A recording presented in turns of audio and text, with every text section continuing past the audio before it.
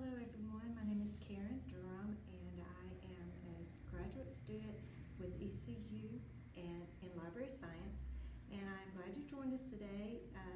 During my internship hours, I spent a lot of time in the history room here at the Hockett Ellington Memorial Library, and my project in there was to look at the yearbook collection and see what we had, how many copies we had, how many duplicates we had, and believe it or not, we have over 250 copies of yearbooks. And as you can see here beside me, a lot of them are duplicates.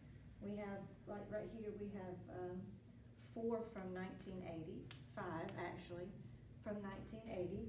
We also have yearbooks from our middle school, Cooper Middle School, what it's called when I was there, it's the Eagle.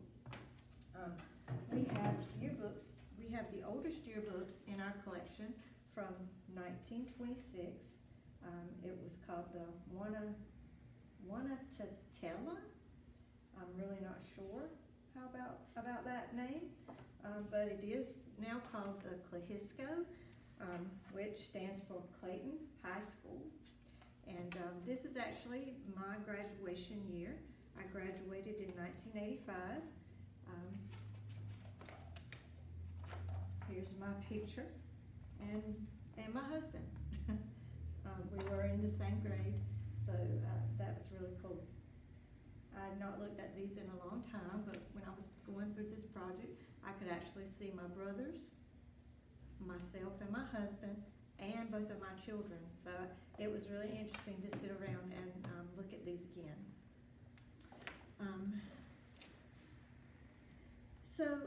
When we started looking at the collection, we asked ourselves, how do we want to have these in our library?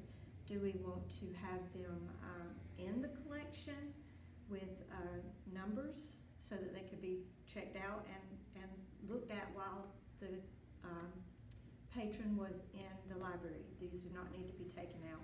What we found was that people were taking them out and cutting out pictures.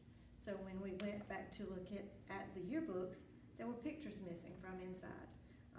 We don't want that. We want these to stay as pristine and clean as they can be for other people to enjoy years down the road.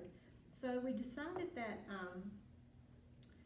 we would just give them accession numbers, and if you don't know what an accession number is, it is a number that is given to a donated item when it comes into the collection.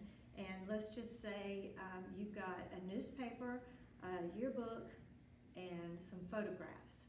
Well, those are identified. Let's say they were given to us on January 1st of 2022. So the first number on your accession number would be 2022, which is the date, and the day of the month, or the month that it was given to you, which this was January, so it would be 2022.01, and then the newspaper would have the 01, the yearbook would have 02, and the photographs would have 03 because they were all given to you at the same time, so they're all in that group of items. So most of our yearbooks come from donated from the public. We do have quite a few yearbooks that actually, when there was a certain librarian at the high school, that we would always have a yearbook, and it would have Hockett Ellington Memorial Library embossed on it, so it was given to us that way for our collection.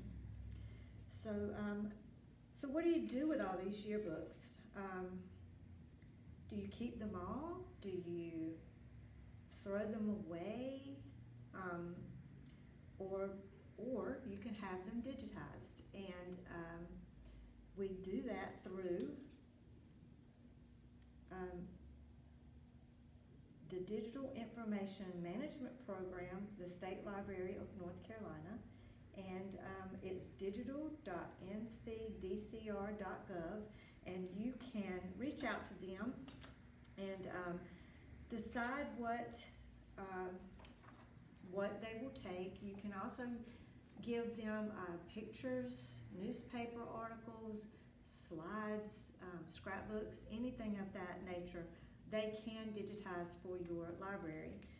So what you do is you reach out to them and you talk about what you have, and they have you make an inventory, and you get the items to them, and they will take care of that for you.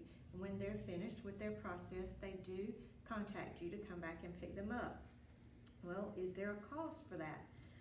No, there's not a cost for that. It says we offer a no-cost program to our partners thanks to the funding of the Institute of Museum and Library Services as dispersed by the State Library of North Carolina and the UNC Chapel Hill Library.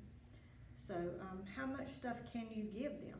Again, you can give them anything, but they do have to approve that before you can give it to them. So what if you want to have your yearbooks digitized? Well, that is a great idea, because that means that they'll always be there. Once they're scanned by their office, they're always there for someone to look at. But talking about high school yearbooks, those can only be digitized if they are 50 years old, which I found that so interesting. And college yearbooks may be digitized up through the current year. So we do have some digitized. If you go on our website, the library website, you can go to a link that is to our history room, and that takes you, and it'll have the list of things available, and you can find the list of yearbooks and click on that, and it takes you straight to the digitized yearbooks. While I was looking at that, I did go look at my college yearbook, which is from Mount Olive College before it was a university, and I had no idea that I had my picture taken there, but I was in the yearbook, and that was kind of cool to see. But like I said, we do have a number of yearbooks digitized on that already, 40s, 50s, and 60s. So the next thing we want to talk about is binders. Should you have binder pictures of your yearbooks? Well, we do have some of those here in our collection, but I'm not sure it's not a good thing. If you look at it, this is the yearbook from 1966, and here are the pictures in that yearbook. You know, everything is clear, clean. You can see behind them. You know, pictures are easily looked at. And then you look at the ones that are just photocopied from a copy machine. You can't see the background. Very dark, very dark. And on top of that the picture quality is not that good. You don't have storage. Most libraries are not going to have enough storage room for all these photocopied binders. And like I said, we have over 250 copies of yearbooks.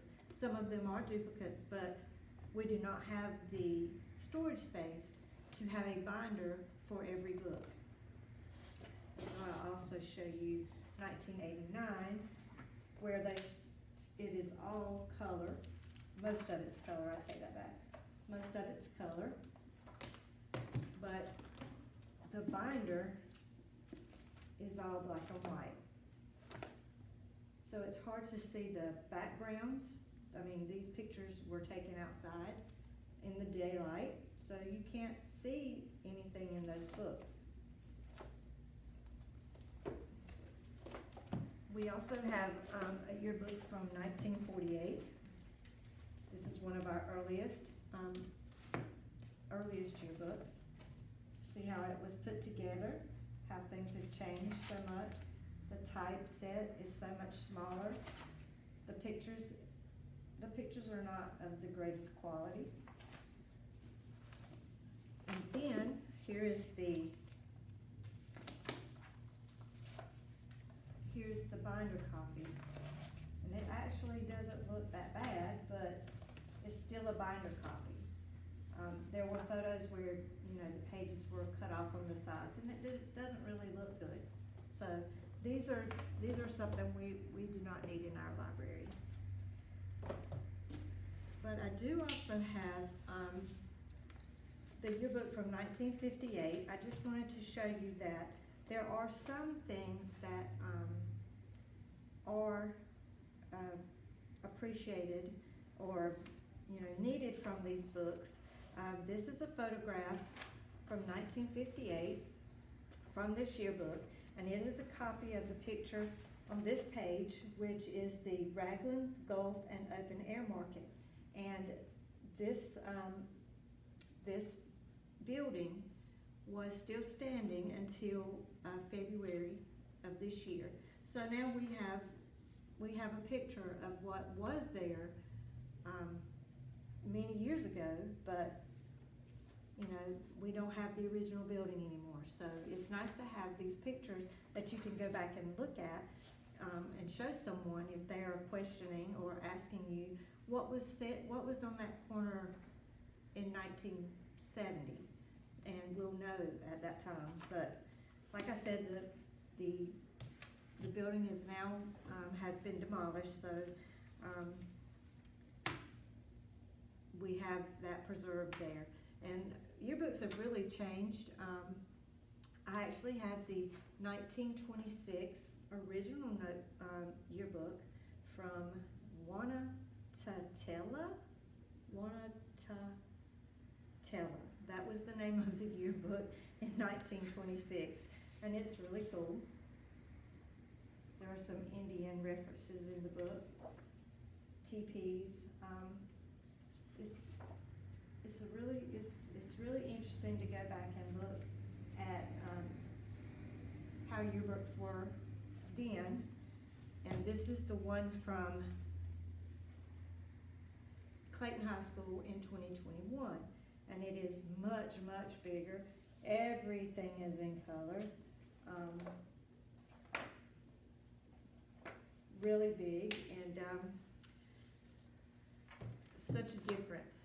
But now I'm going to show you our history room and where we keep our display of yearbooks. Welcome to the Clayton History Room. Just wanted to show you our display. These are all of our yearbooks here, starting at the top left. That's our oldest, and all the way down to the bottom for our newest. So this is where we keep our collection, and it's going to be ever growing, so we do have storage problems, and have to decide where to best keep these for the future. So thank you so much for joining me today. I hope that this helped you if you want to decide what to do with your collection of yearbooks. And it's been a very fun process for me. I did get to see so many things